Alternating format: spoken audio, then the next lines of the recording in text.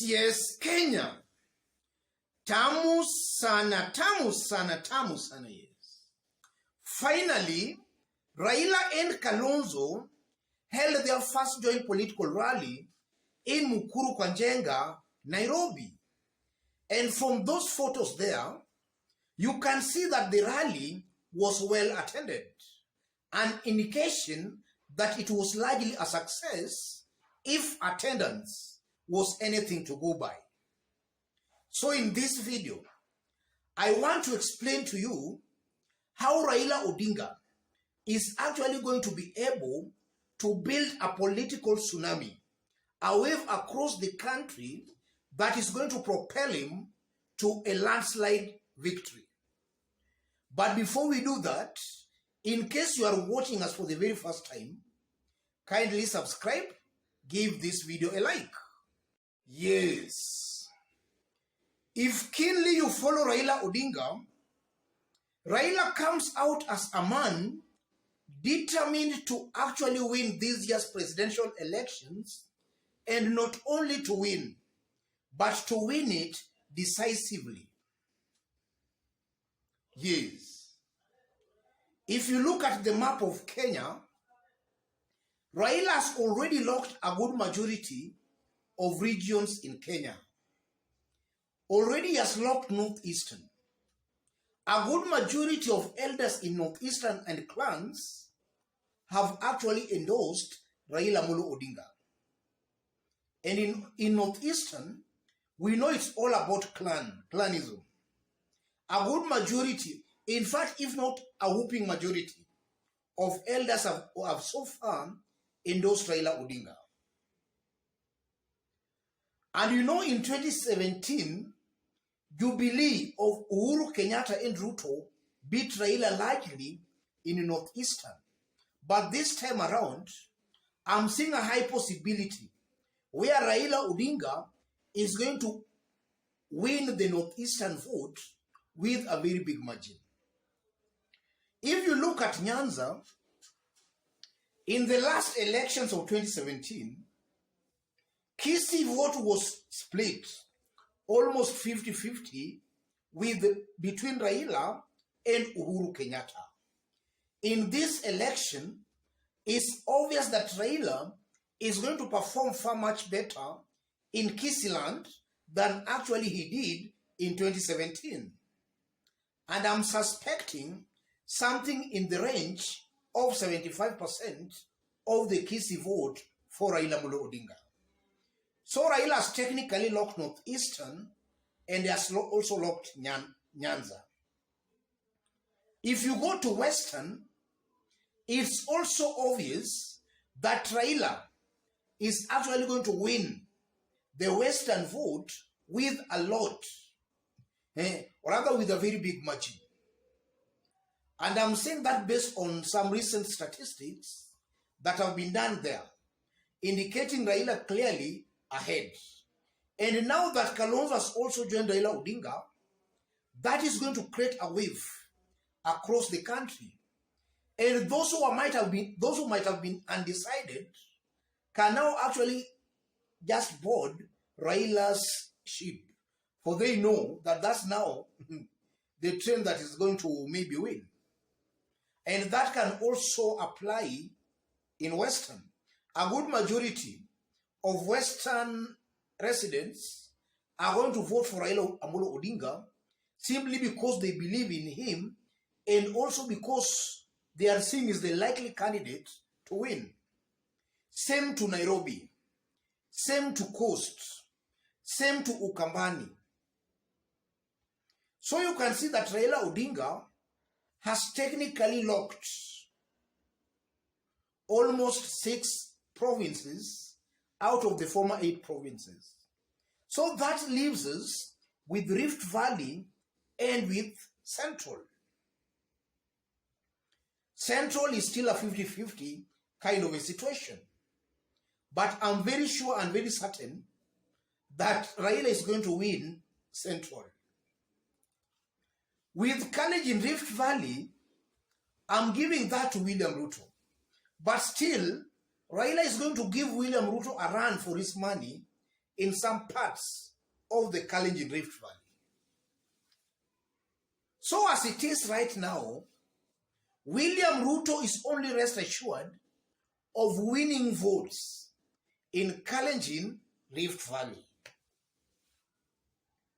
while Raila actually wins in all the regions and then gives William Ruto a run for his money in Kalenjin Rift Valley and also in Central. How do you term that, ladies and gentlemen? That's a landslide win, or rather victory, for Raila Molo Odinga. And Raila has already set his eyes on that.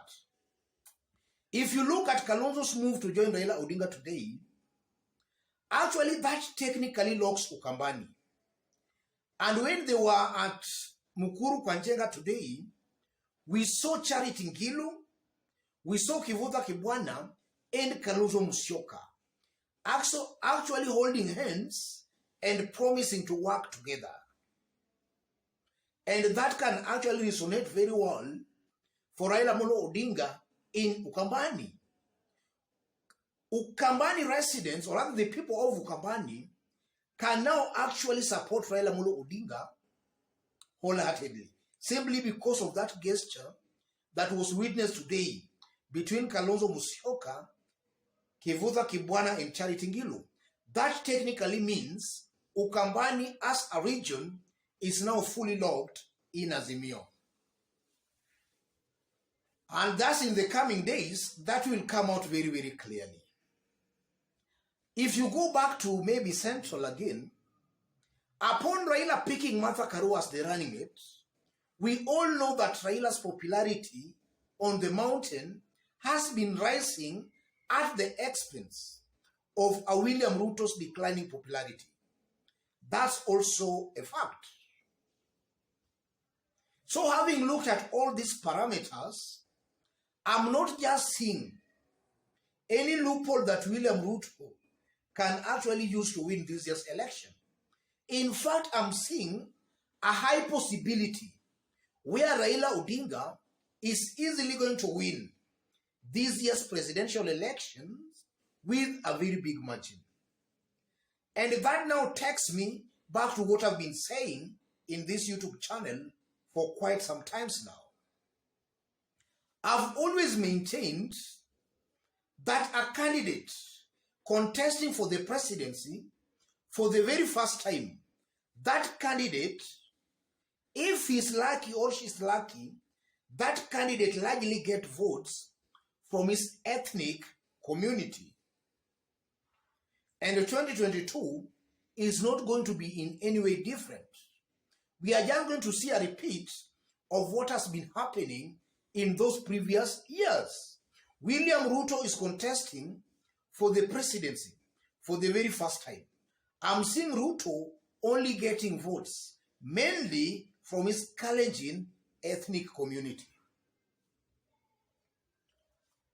And that's a fact, ladies and gentlemen. And largely also, if you look at the trend that has been set before in Kenya, there is a pattern. And I'm also seeing some aspect of the goals, just making sure that they ruin William Ruto's political career permanently. Yes. I'm seeing the goals conniving to make sure William Ruto's political career is killed permanently. In fact, I differ with people who say that maybe William Ruto, maybe in the future, can be the president. If William Ruto misses it in 2022, I'm not just seeing any chance William Ruto will rise again. Because as it is right now, what might be making William Ruto strong is the mountain votes. And after August elections, when he shall have lost the elections, the mountain vote, maybe even before that August, that vote will automatically dump William Ruto for one of their own. In fact, that vote can dump William Ruto even before the elections. And without the mountain votes, William Ruto is just but a shell.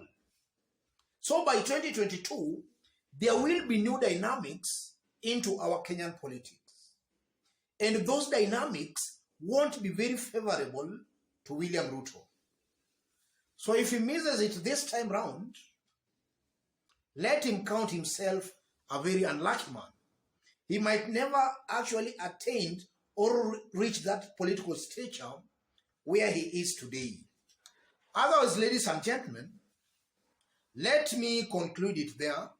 But before I conclude, it's almost obvious that Raila is cleverly building a tsunami across the country.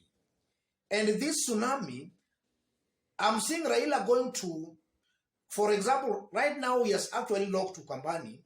I'm seeing Raila going to Western, also to lock Western. Then I'm seeing Raila now going to concentrate in Kalenjin, Rift Valley, and on the mountain. And for sure, he will succeed. God bless you. God bless Kenya. Yes.